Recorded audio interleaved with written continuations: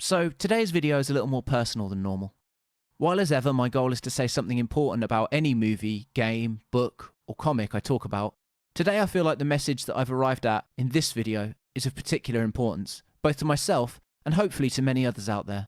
The byproduct of this is a video that I'm immensely proud of, and also one that I feel might actually stand to help a few people out in these dark and uncertain times. I hope you enjoy it and find at least a little comfort in the fact that sometimes we all struggle. Jesus, that seems to be the leitmotif in your life, ever backing down.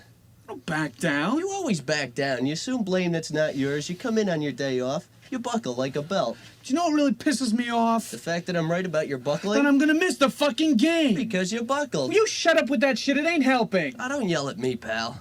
I'm sorry. See? There you go again.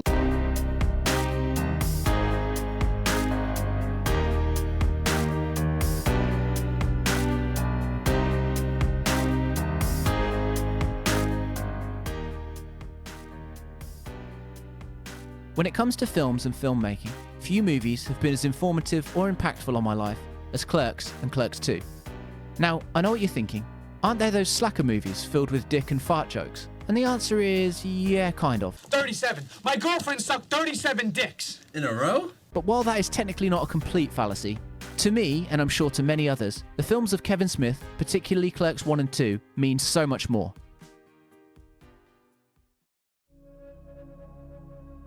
My parents split up when I was young. As the youngest child, surrounded by significantly older siblings, I found myself in a strange position. It was clear to me that much of the details surrounding my parents' breakup was obfuscated or shielded from me, as is so often the case with younger children. But given my higher levels of maturity from spending all of my time with older kids, I could understand what was happening, but wouldn't quite understand completely why until much later in my life. All of this led to a general directionlessness in my youth, filled with customer service-based jobs and a near constant battle between not knowing where I belonged in the world and not caring to try and figure it out. It was around this time that my brother came home with a VHS, if you kids remember those, from the local video store. It was a movie called Clerks. I asked my brother, "What's this movie about?" And he said something like, "It's about a guy who works in a convenience store who gets called in on his day off." That sounds shit, I thought. But after hearing my brother's sales pitch about how much buzz it was getting, I agreed to watch it. And while it might not seem like a movie capable of doing so, it changed my life.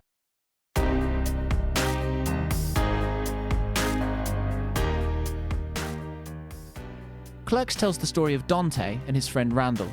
Both are young, directionless guys working remedial customer service jobs, struggling to find their place in the world. Dante works at a small convenience store named Quick Stop, and Randall works in a video store that is attached next door.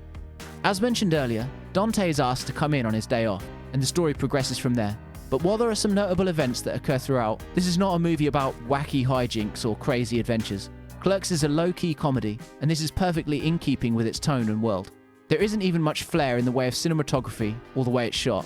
Clerks succeeds almost entirely based on its characters, performances, and writing, all of which remain some of the best I've seen in an independent comedy. Despite a few elements having aged a little, and the odd amateur moment, Clerks holds up, and separate from how connected I feel personally to the characters, and the nostalgia that brings, it remains one of the greatest independent comedies ever made in my opinion. It's a movie about not knowing your place and wrestling with the pressures of moving from adolescence to adulthood, in a world where many of the generation above your own expect you to have committed to an ideal, career, or life plan. But above all else, the characters we meet at the Quick Stop are relatable and feel real. Dante is often selfish when it comes to his relationships with women, but it feels like a selfishness born out of insecurity, a concept that would be further explored in Smith's later protagonists, particularly Holden McNeil in the director's 1997 classic, Chasing Amy. But despite such selfishness, it is often Dante's selflessness that gives way to displacement. He agrees to come into work on his day off, he stays polite to shitty customers, and he often berates Randall for his cavalier and unprofessional attitude, despite underneath feeling many of the same frustrations. We also learn that he left school with no backup plan other than to keep working this minimum wage job. This all manifests in a worldview where he is constantly the downtrodden in his own mind, often asking why bad things have to happen to him, when everyone around him is often having a much worse time, or when he has caused the situation himself. Nothing is ever Dante's fault. He's always a victim of circumstance in his own mind. After all, he's not even supposed to be here today. You know what the real tragedy about all this is? I'm not even supposed to be here today! Oh, fuck you! Randall, on the other hand, is a sarcastic and dry, lovable asshole who says whatever he wants to customers when they're being inane or annoying.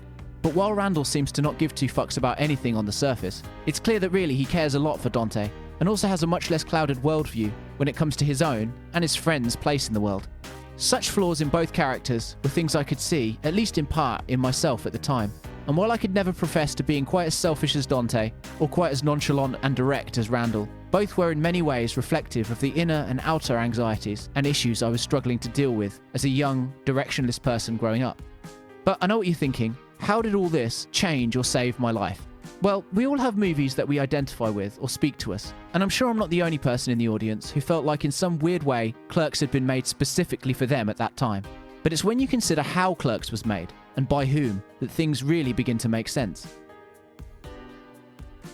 Clerks was written, directed and co-edited by Kevin Smith, who in the mid-90s was a first-time filmmaker from Red Bank, New Jersey.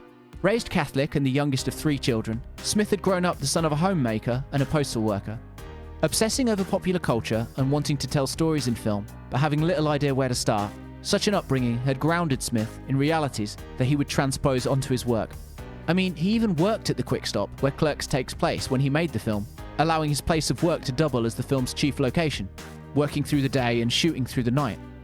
Made on a budget of around $27,000, Smith would sell many of his possessions and also reportedly take out multiple credit cards to fund the movie, leaving himself in potential financial ruin if the gamble didn't pay off. Luckily, and deservedly, it would pay off, and the movie would make over $3 million, launching his career and allowing him to make movies beyond what could have been a one-and-done enterprise. While the movie deserved every bit of success it achieved in my eyes, at least some of its success is also attributable to timing. Much like several other filmmakers at the time, Smith would become one of the many new, youthful, independent directors that would garner success in a changing industry. Filmmakers like Quentin Tarantino had made Reservoir Dogs only a few years earlier, Robert Rodriguez had made El Mariachi, Richard Linklater had made Slacker, and so on, with names like Wes Anderson, Spike Lee, Jim Jarmusch, and many others, all coming to prevalence in the late 1980s through to the mid-1990s. But despite all these examples, it was Smith that resonated most with me at the time. I'd always known I wanted to make films, or at least make some kind of consumable media, but it seemed like such a far-away, impossible concept to me. What I'd failed to see was that such anxieties, on top of all that happened in my personal life, had started to affect my mental health. I was down, depressed, and unsure of what to do and where to turn. But as is so often the case in a cinephile's life, this one small slacker comedy, made on a nothing budget by a guy no one had heard of, changed everything in my life. It not only showed me in its narrative that it was okay to not know who or what exactly you wanted to be, even as an adult, but also showed me in its creation that ambitions were still worth having, even if they seemed like an impossibility. Smith has often used the phrase overeducated and underemployed to describe his characters, especially those in Clerks. And while I'm unsure if this phrase originated from Smith himself or has been reappropriated from elsewhere, I can think of no better way of describing both Randall and Dante and myself at the time. In short, Clerks and Kevin Smith taught me that anyone can make something important and impactful, even a nerd from Red Bank, New Jersey, or a directionless teenager from Middle England.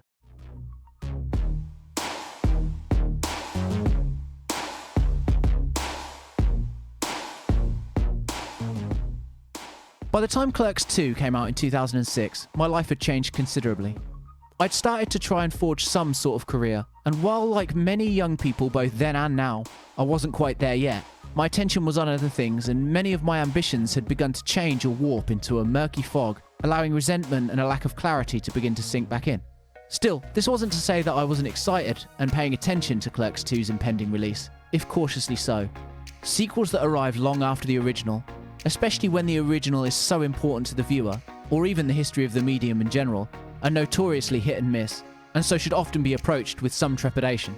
But unlike some, I loved Clerks II, and not just because of nostalgia, although I'm sure that played a part, but also because I was happy to see those characters again and spend some more time hanging out, even if I wouldn't really engage with its true messaging until later in my life. Clerks II picks up 10 years after the end of the original. While unsurprisingly at the film's opening, both Randall and Dante have not moved on at all, still working at the Quick Stop convenience store and the adjoining video store respectively, both are forced to change their situation when Dante arrives at work to find both stores on fire, a byproduct of the coffee maker being left on the night before. Both begin working at another dead-end customer service job at a fast food restaurant named Mooby's, a chain with which any who follow Smith's work will be familiar. A year later, Dante, still being the more anxious and less philosophical of the two friends, is engaged to a woman named Emma and has plans to leave movies and move with her to Florida, where he will take a job in her family business, giving him the nuclear family life and stable home he has always felt should be his goal, even if maybe it isn't what he really wants. Randall, upset and hurt by this idea, lives part in unspoken upset and part in denial of Dante's plans, hoping he'll change his mind and allow for their friendship together to continue as it always has. As the film progresses, Dante begins to understand that chasing such a goal will only lead to unhappiness, and that much of what he thinks he wants is simply a byproduct of societal pressures and expectations placed upon him by himself and those around him. Such a situation is one that is mirrored in Smith's own career, as the expectations placed upon him by cinema goers and critics aligned with those seen of other filmmakers that broke through at the same time. In the end, Dante realizes what's most important: his friendship with Randall, his feelings for a woman with which he shares a genuine connection, and not one that just facilitates the life he thinks he should have, and a job that has become his home. In the final shot, when both friends are back at the newly restored Quick Stop, Dante has returned to where he is happiest, and has finally let go of the expectations he believes he needs to live up to in order to pursue what genuinely makes him happy. Such events can easily be interpreted as Smith himself saying to the audience that he's given up chasing the expectations of others and has instead accepted what makes him happy and where he is comfortable, making these kinds of movies. Such observations of both Clerks II and Smith's entire career are not new or original, with many academics and other voices on film echoing and even expanding on these sentiments. In particular, I recommend Eyebrow Cinema's excellent Kevin Smith Revisited video if this topic interests you, as he covers it much more competently than I and even expands the concept, looking at Smith's movies between Clerks I and Clerks II. I'll put a link in the description below. But from my own perspective, I think there's a lot of negativity thrown around about Kevin Smith's career, like he somehow never matured or didn't live up to his potential. But personally, I think that's kind of bullshit. If anything, films like Red State and Chasing Amy have proven that he's a filmmaker more than capable of making different kinds of movies, but perhaps he just doesn't want to, or never felt comfortable doing so. Much like many other artists, Smith has always been a filmmaker whose films thrive when he has something to say in his writing, and these elements are almost always reflective of his own life and experiences. With Clerks, it was his life working at the Quick Stop. With Chasing Amy, it was the inherent insecurities many people, but particularly men, experience when dating a more sexually liberated and experienced partner. And Dogma was clearly his deconstruction of the Catholic faith, a constant in his life from a young age, with which he had clearly become more disillusioned in adulthood. Moreover, while some of these subjects may have been tough to revisit and dissect, Smith obviously enjoyed the process. Much like any medium, if a filmmaker isn't having fun or enjoying their work, it translates in the end product. It seems to me that Kevin Smith is a dude who never wants to make a movie that isn't personal to him, and for me, that should be commended. When all is said and done, even putting aside such subtext and nostalgia, I maintain that Clerks II is a great time and a great sequel. While it does occasionally succumb to the odd wacky hijinks pitfall, and can be a little tonally inconsistent with the original in places, such small criticisms are not enough to stop it from being a worthy follow-up, with arguably a more poignant message at its core. So again, I think I know what you're thinking. What's with the provocative title of this video? You said the franchise saved your life twice. Well, much like the first entry had pulled me out of genuine youthful depression, so too has Clerks II achieved something similar in my recent adult life. As any of you who have read my bio on either YouTube or Twitter may know, I used to be a video game developer. My exit from the games industry was a painful one, filled with all the lack of humanity, unfair treatment, and psychologically damaging behaviour one may have expected when reading about the worst parts of the industry. Such events once again left me immersed in a very real depression, coming as they did after one of the worst years for both me and the entire world. In short, I felt at my lowest, having to contend with the loss of my job, the loss of my confidence in many who I thought were friends and allies, the death of a family member, the ongoing pandemic and the restrictions it brought, and the social, economical and political uncertainty being seen the world over. Perhaps it was through nostalgia or some subconscious understanding, but for whatever reason, I decided that this was the time to revisit Clerks, and more importantly, Clerks II. Much like the first film had changed my life and perspective all those years ago, Clerks II would do the same for me at the beginning of 2021. The truth is that while I'd worked extremely hard over the last decade, I left the games industry feeling unfulfilled, let down, and abused, and I'm only now learning to love games again as a fan and critic. But when I really think about it, all I ever wanted to do was make videos and movies, whether they're analytical like this video or fictional. But through societal expectation, the need to earn money, my own distorted goals, or the judgment I projected on those around me and myself, I continued to pursue a dream that was not fully my own, but one built of expectation, and opened myself up to unhappiness and abuse in the process. One of the hardest things to understand in the short time we have is what we want, what we genuinely want.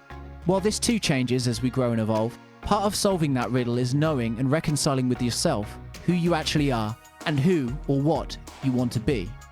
Much like Clerks had shown me it was okay to sometimes not know where you were going or what you were doing, and also that ambitions were worth having, Kevin Smith in Clerks II showed me that it was okay to do the things you genuinely love, even if it doesn't always present the easiest road or conform to what you or others thought was proper.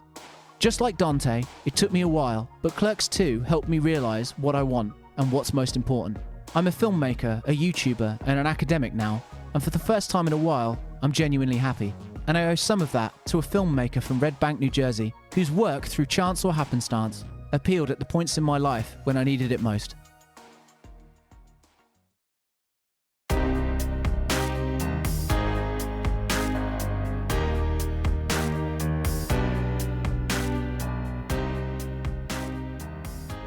I saw an interview recently with the man himself in which he outlined the latest synopsis for Clerks III. The current premise is that years after Clerks II, Randall has a massive heart attack and almost dies. Realizing that he has little to show for his time on Earth up until this point, he and Dante decide they need to create something that can outlast their time on this planet. Something people might remember them for. Something like a movie. With renewed vigor and absolutely no idea where to start, the two set out to basically make Clerks again at the quick stop. Smith describes the idea as giving these characters, which gave him his whole career, a chance to get out of the quick stop themselves, bringing everything full circle and lending a meta quality to the whole concept. While I love the idea on its own, on a personal level, I can't think of a situation that once again seems to tie these characters to my own life, or at the very least once again make them relatable to my current situation, more than having them shoot a no-budget movie at the same time I will be doing the same thing, or at least something similar.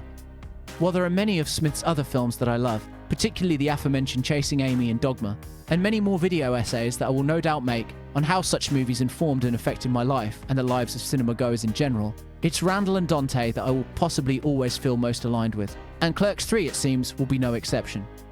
As I said before, after all, we all have art that speaks to us at the right time in our lives.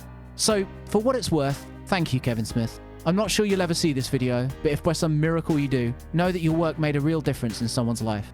Well, I'm sure I'm not the only person that feels this way. Life is so often relative. And in two of the most turbulent and darkest periods of my brief time on this planet, Dante, Randall, Jay and Silent Bob, amongst others, have appeared to help me cope and understand life's many difficulties, and also provide more than a laugh or two. In short, I have never felt happier or more accepted as a proud member of the overeducated and underemployed club. Also, if these movies can do all that for me, then maybe they're worth a watch if you haven't seen them. And speaking on a less self-indulgent or personal level for a moment, I would say they are some of the best independent comedies ever made. Well written, well acted, whip smart and refreshingly original. There are few better uses of your time than a trip to the View-esque universe. Also, the dick and fart jokes are pretty good too. Or maybe an astronaut. Yeah. Like be the first motherfucker to see a new galaxy or find a new alien life form. And fuck it.